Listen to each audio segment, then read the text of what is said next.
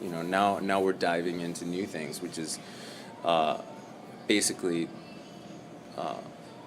ushered in somewhat by neighborhoods like Bayview, like Walker's Point, that started changing things. So it seemed like the right fit as far as saying, well, where is this happening? Where is this movement happening? And where are things changing? And where could this work?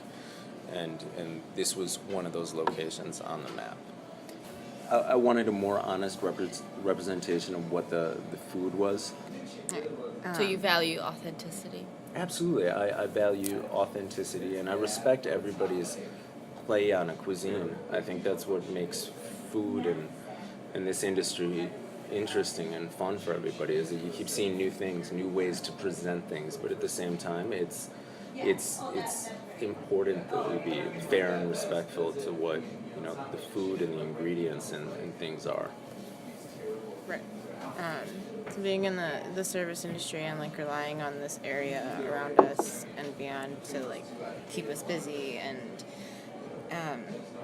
what was your engagement with the community before you opened this place? Like when you knew this was a location, was there anybody in the community that was against it? Was specifically in the building, were the residents okay with it? No, I think everybody embraced it. It's the wonderful thing about Milwaukee. The restaurant scene and the people in it are generally very supportive of one another. The neighborhood itself posed no opposition to it and embraced us and were supportive as well. And no, all the contrary. I mean, people are excited to see new things come in, things that are good for the neighborhood, good for the economy, and bring new wealth to the neighborhood as well. How do you think they feel now that we've been here for over a year and a half now? Like, are they happy with the transformation? Is there enough of a transformation because of this place that they've noticed? I think the neighborhood, and disregarding the fact that it's us for 1 second, whomever comes in here and incorporates their vision to the neighborhood, as long as it's, again, respectful of the people who live here and the community and the identity that the neighborhood has, that it makes some sort of contribution to that without damaging its identity, and is contributing socially and economically to the neighborhood. I think that's the neighborhood is very welcoming to it. Kind of going off of that, we also have been focusing on this building and the buildings in the surrounding area as buildings that have been kind of reconstructed after deindustrialization, but still kept with the same like bare bones. So I know this place has transformed a lot even since I've been here, but when you first opened this place, like what state was this building in, or this property? To be fair, the property was in very good conditions. From my understanding and my recollection, I believe the current owner purchased the building sometime around the 70s or 80s, I want to believe. And that's when the major transformation happened. And transformation in terms of updating and making the necessary adjustments to have a business running in here were done. One of the interesting things that he did was basically the floor that you see right now was all the wall before. So he stripped the wall. He is a roofer, the owner of the building, and he has a roofing business. He took all the wall, stripped it, and put it on the floor.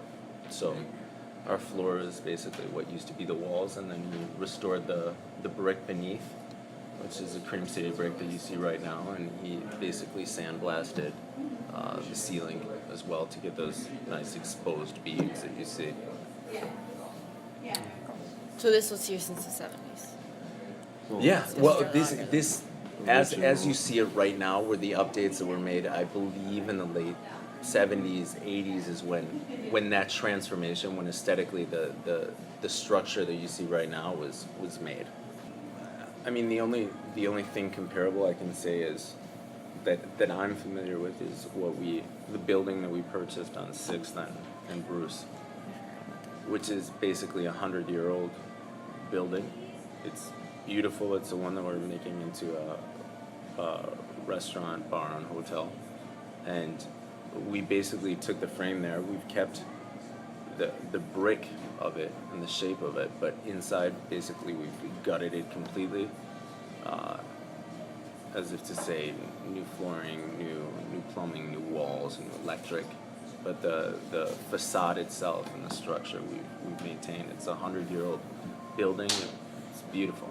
So those things give identity to the neighborhood, and those are the kind of things that I think are important to the people who live here as well, because it is part of, you know, who we are, and those things need to be conserved. I think I had a couple more questions, and kind of in the same direction. I have seen this neighborhood, with the research I've done, as something that's being revitalized while respecting the identity of what this neighborhood used to be, and hopefully will always be. And as a business owner, 2 businesses in this area, what does the revitalization of this neighborhood mean to you? I think it's, you know, it's right now there's in terms of revitalizing, there's a program that's going on that's basically associated with Walker's Point and the harbor down here, south of what would be First Street, you know, going west of what is east of what is First Street and going south towards there, to revitalize that whole harbor area. And it's, you know, I think now everything is a question of opening the doors a bit more, getting a demographic of people, and, you know, a socioeconomic demographic that isn't familiar with this neighborhood really, and get them exposed and familiar with all the cool things that are happening out here, and not only in terms of coming to visit us, but coming to invest in us as well. And I think that's the next step to the revitalization of this neighborhood. So I know a lot of people come in for dinner here when the sun's still up and leave when the sun has gone down. And even your employees come in when the sun's come up and leave. Like, you yourself probably do the same. Like, how do you think this business affects the way this neighborhood runs in the morning versus it in the evening? Well, I think it's with everything, it takes time. I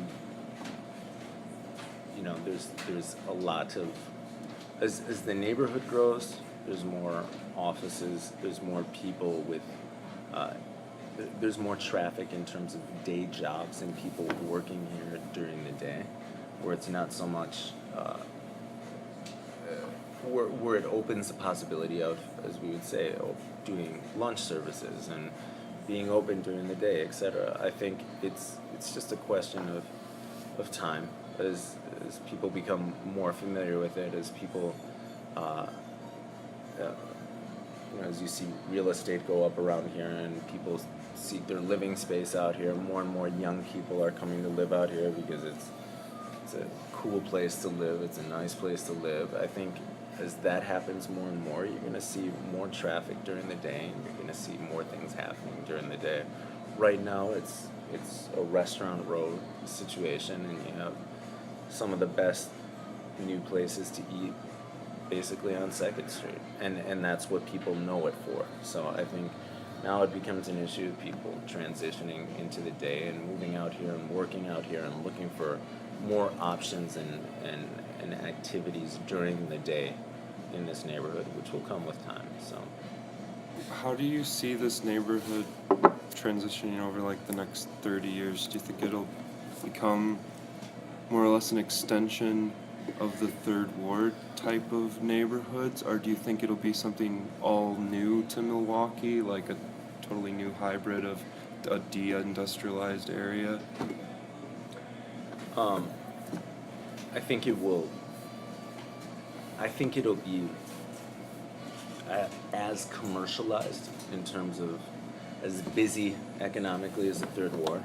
I don't think it'll have anything to do with the third ward, though. Yeah, I think it's the interesting thing about Walker's Point is that there's such a diverse community, and there's so many different.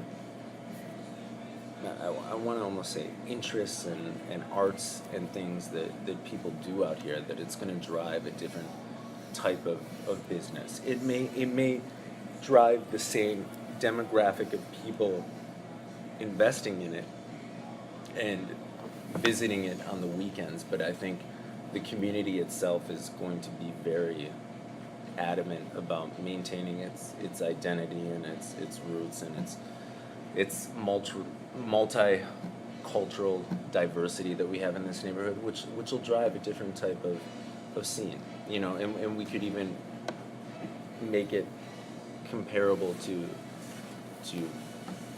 more artistic type city. If you go out to New York, for example, and you see what's happening out there, and you know, now you see Soho and you think way back, and now you are seeing the transition in the last 15, 20 years of the meatpacking industry, etc. I mean, of those types of things. That's I think what's going to happen here. I think you're going to have still that culturally diverse place. You're going to have that art type of because it is Walker's Point is very much an art type of artistic type of place. I think you're going to have that identity that's conserved, which is very different from the third ward. Mm-hmm. Third ward is closer to right downtown. It's closer to the business center. It's just right there. This is something that you really have to reach out for and look for and want to get to, and I think that part will remain in 30 years. I believe that, and I think it will be just as commercialized and just as busy, and I think there'll be just as much money pumped into it. I think the harbor over here, the port, is going to be revitalized a lot.